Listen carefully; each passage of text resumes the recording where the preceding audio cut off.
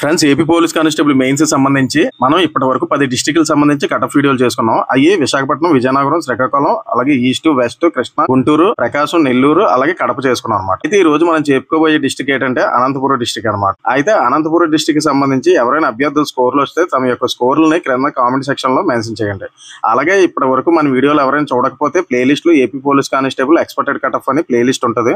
అందులో అభ్యర్థులు ఆ యొక్క వీడియోలు చూసి మీ డిస్ట్రిక్ట్స్ లో ఎంత కటఫ్లు ఉంటాయో చూసుకోవచ్చు అనమాట.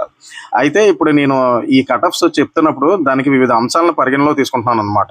అంటే ప్రీవియస్ నోటిఫికేషన్ లోనే ఏ పోస్ట్ కి జాబ్ కట్ అయింది, అంటే ఎన్ని మార్కులకి జాబ్ వచ్చింది, ఇలాగ వివిధ అంశాలు అనమాట. అంటే క్వాలిఫైయింగ్ క్యాండిడేట్స్, నెంబర్ ఆఫ్ పోస్టులు, అలాగే పేపర్ యొక్క స్టాండర్డ్, అలాగే competition, number of qualifying candidates, ఇలాగ వివిధ అంశాలను బీరేజ్ వేసుకొని చూస్తాం. ఈ ఎక్స్పెక్టెడ్ కట్ ఆఫ్ చెప్తున్నాను అనమాట. అయితే గ్రూప్ 2 సంబంధించి మన యొక్క యాక్యురసీ చూడాలనుకుంటే లాస్ట్ టైం నేను గ్రూప్ 2 సంబంధించి ఎక్స్పెక్టెడ్ కట్ ఆఫ్ చెప్పాను. ఆల్మోస్ట్ నియర్ గానే ఉంది. లాస్ట్ టైం నేను ఎక్కువ చెప్పినప్పుడు అందరూ నన్ను క్రిటిసైజ్ చేశారనమాట. తీరమోస్ రిజల్ట్ వచ్చాక అన్న నువ్వు చెప్పినట్టే జరిగిందని అన్నారనమాట. ఎందుకంటే నాకు వివిధ ఎగ్జామ్స్ రాసిన అనుభవం ఉంది, అలాగే జాబులు కొట్టిన అనుభవం కూడా ఉందన్నమాట. కావాలనుకుంటే ఇంతకు ముందు నేను 2016 కానివ్వండి, 18 కానివ్వండి, అలాగే గత పంచాయతీ సెక్రటరీ కానివ్వండి, last time AP police notification సంబంధించి ఏవైనా కట్ ఆఫ్ చూసుకుంటే ఆల్మోస్ట్ మేము అనుకున్నట్టే నియర్ గానే వచ్చానమాట.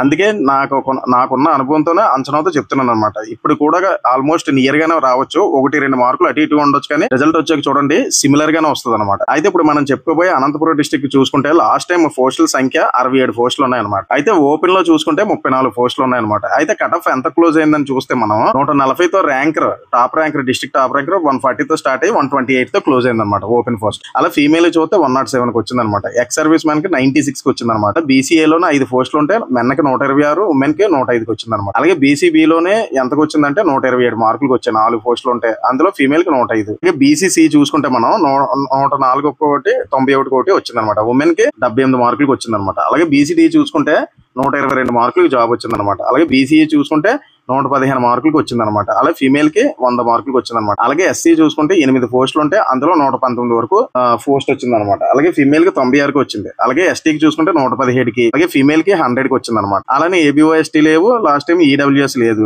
అయితే వీటిలో చూసుకుంటే మన కాంపిటీషన్ ఏ కేటగిరీలో ఎక్కువ ఉందంటే లాస్ట్ టైం మనం చూసేటప్పుడు ఓపెన్ తర్వాత హైయెస్ట్ బీసీబీలో ఎక్కువ కాంపిటీషన్ ఉందన్నమాట. దాని తర్వాత చూసుకుంటే బీసీఏకి ఉంది, తర్వాత చూసుకుంటే బీసీడీకి ఉందన్నమాట. అలాగే ఎస్సీ క్యాండిడేట్లు చూసుకున్నా ఆల్మోస్ట్ కాంపిటీషన్ హైగానే ఉంది. నేను చాలా సార్లు చెప్తున్నాను, వీళ్ళలో కూడా కాంపిటీషన్ ఎక్కువ ఉంది. పోస్ట్ లో తక్కువ జాబ్ వచ్చేది అనుకోవడానికి లేదనమాట.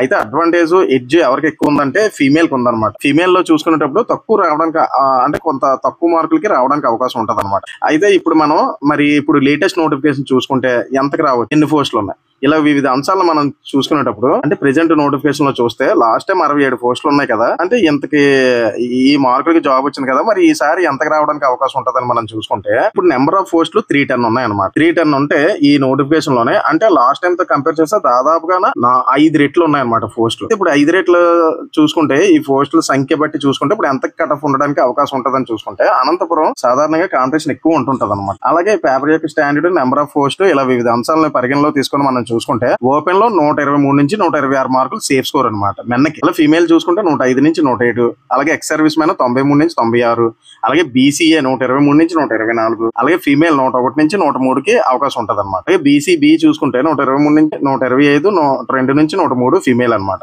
అలా బీసీసీ చూసుకుంటే 105 నుంచి 108 సేఫ్ స్కోర్ అనమాట. 80 నుంచి 85. అలాగే బీసీడీ చూసుకుంటే 122 నుంచి 124 అనమాట. అలానే ఫీమేల్ చూసుకుంటే 100 నుంచి 105. అలానే బీసీఈ చూసుకుంటే 113 నుంచి 114కి అవకాశం ఉంటది అనమాట. అలా ఫీమేల్ కి 90 నుంచి 95. అలాగే ఎస్సీకి చూసుకుంటే దాదాపుగా ఇక్కడ తప్పు పడింది ఫ్రెండ్స్, 155 అని పడింది ఫ్రెండ్స్. ఇక్కడ చూసుకోండి, ఇది తప్పు 115 నుంచి 118 అనమాట. సారీ ఫ్రెండ్స్, అది మిస్టేక్ పడింది. అలాగే ఉమెన్ కి చూసుకుంటే 90 నుంచి 95 అనమాట.